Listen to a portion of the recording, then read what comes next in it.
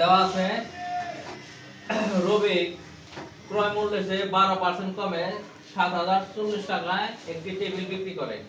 টেবিলটির ক্রয় মূল্য কত ছিল? তাহলে আমাদের প্রথমে কত 12% কমে বিক্রি করে, সুতরাং দেখেন 12% কমে টেবিলটি বিক্রয় মূল্য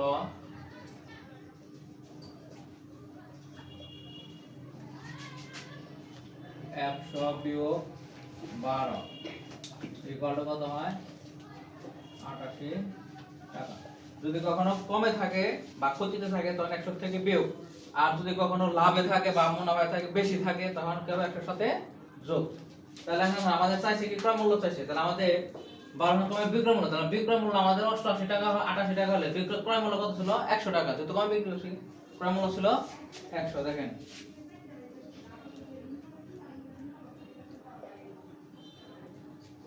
বিক্রয় মূল্য 88 টাকা হলে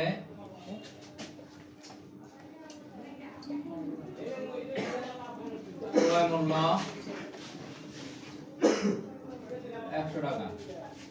সুতরাং বিক্রয় মূল্য 1 টাকা হলে ক্রয় মূল্য তাহলে কত? কম, উপরে 100 নিচে 88 টাকা। সুতরাং বিক্রয় মূল্য আমাদের কত বিক্রয় করছি? 7040 টাকা। 7040 টাকা হলে ক্রয় মূল্য কত ছিল?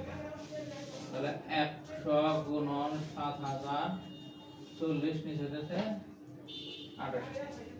এখন আমাদের এটা কি করতে হবে? ভাগ করতে হবে। ভাগ করলে এটা যেটা ভাগ করে 704 এর মধ্যে কয়বার যায়? 704 এর মধ্যে কয়বার যায় দেখি? 8 আর 5 বার দিলে এখানে আমরা ভাগ করে দিতে হবে।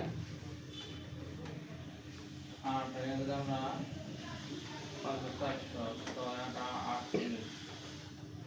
বার 8 বার দিই।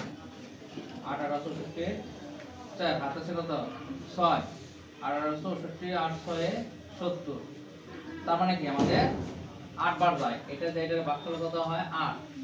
আর আমাদের শূন্য আছে 0। তাহলে 100 আর 80 দুইটা গুণ করলে আমাদের হয় কত? 8000। তাহলে বোঝা যায় যে আমাদের টেবিলটির ক্রয় মূল্য ছিল 8000 টাকা।